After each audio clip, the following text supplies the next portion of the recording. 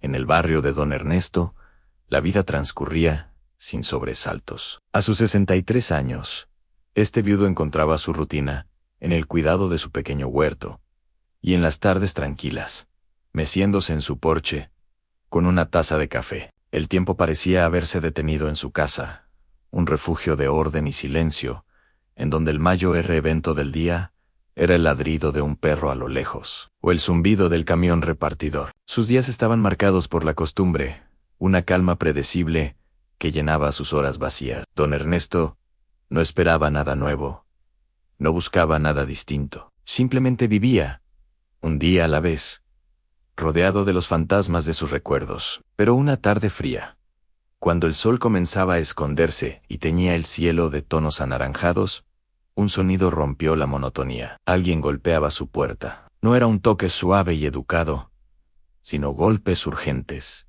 desesperados. Intrigado y con cierta cautela, don Ernesto se levantó de su mecedora y caminó hacia la entrada. Al abrir, su corazón dio un vuelco. Ante él, no había un vecino pidiendo azúcar, ni un vendedor ambulante.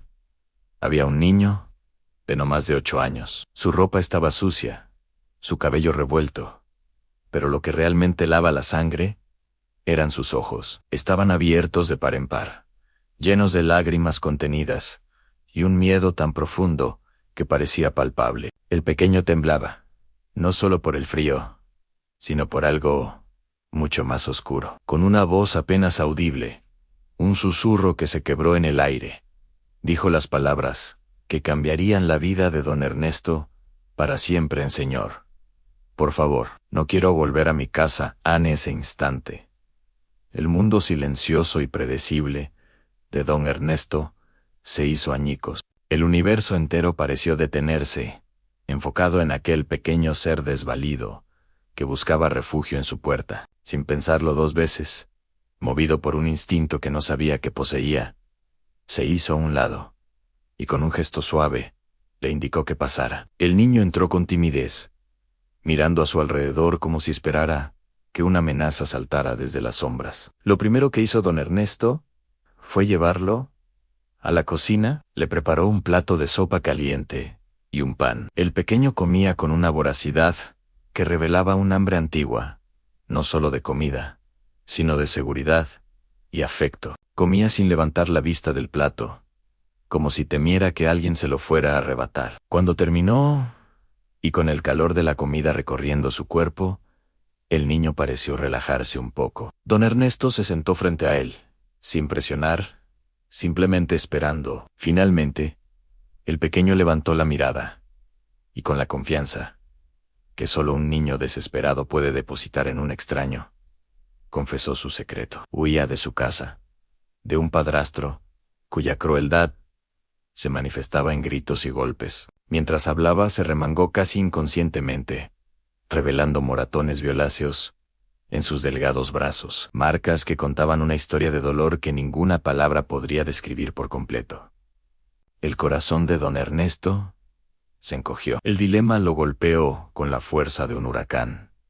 ¿Qué debía hacer? ¿Llamar a la policía y arriesgarse a que lo devolvieran al mismo infierno del que había escapado? ¿Ignorarlo y meterse en un problema que no era suyo? Podía simplemente cerrar la puerta, olvidar lo que había visto y volver a su vida tranquila. Pero al mirar esos ojos asustados, al ver la evidencia del maltrato en su piel, supo que no había elección. La neutralidad no era una opción. Ignorar ese grito de auxilio sería una forma de complicidad. Esa noche, el niño durmió en la habitación de invitados, en una cama limpia y segura, por primera vez en mucho tiempo. Don Ernesto apenas pudo pegar ojo, vigilando su sueño, sintiendo el peso de la responsabilidad que acababa de asumir. A la mañana siguiente, con una determinación férrea, don Ernesto tomó la mano del niño y lo llevó a la comisaría. Sabía que no sería fácil, pero era lo correcto. Con voz firme,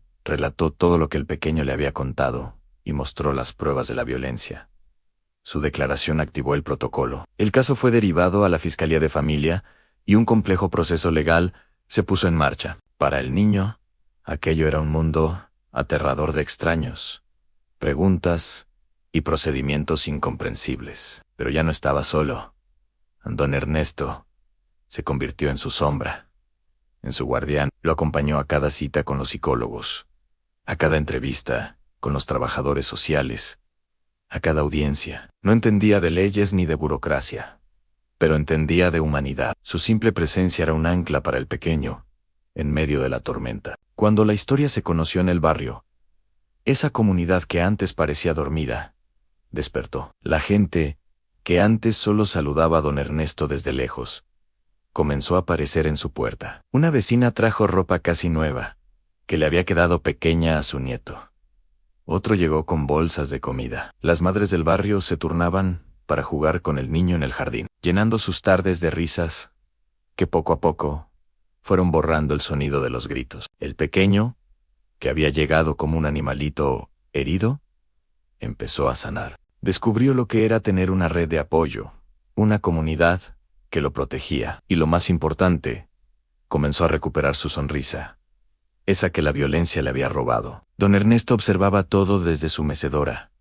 Pero ahora, su corazón no estaba vacío. Estaba lleno de un propósito que nunca había imaginado. Su casa, antes un mausoleo de recuerdos, se había transformado en un hogar vibrante de vida y esperanza. Pasaron los meses. La batalla legal fue dura, pero la verdad y la justicia prevalecieron. Con el apoyo legal proporcionado por los servicios sociales y la evidencia recolectada, la madre del niño encontró la fuerza y los recursos para separarse de su agresor y obtener una orden de protección. Finalmente, llegó el día en que madre e hijo pudieron reunirse, libres del miedo que había gobernado sus vidas. El niño volvió con su mamá a un nuevo hogar seguro y lleno de promesas. Estaba sano, protegido y, sobre todo, lleno de esperanza.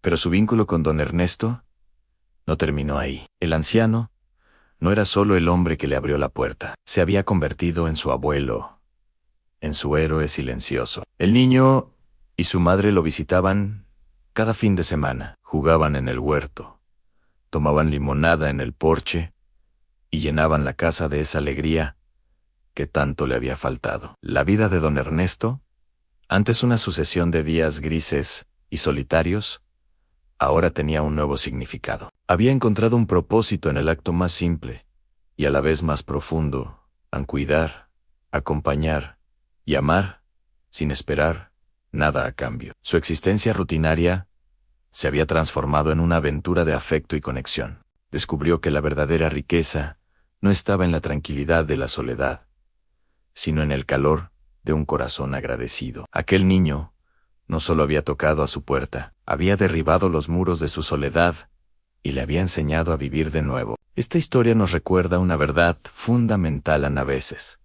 El destino, o Dios, como quieras llamarlo, pone a las personas correctas en el momento exacto. Cuando un niño pide ayuda, nunca es un capricho, es un grito desesperado que puede, literalmente, salvar su vida. Nunca debemos ignorar una señal, por pequeña que parezca. Nunca minimices el miedo de un niño. El acto de bondad que ofreces hoy, esa puerta que abres, esa mano que extiendes, puede ser el ancla, la esperanza y el nuevo comienzo para alguien que lo ha perdido todo. Tú puedes ser el héroe silencioso en la historia de otra persona. Gracias por acompañarnos en este relato. Si te ha conmovido, compártelo y no olvides seguir nuestro canal para más historias que tocan el alma.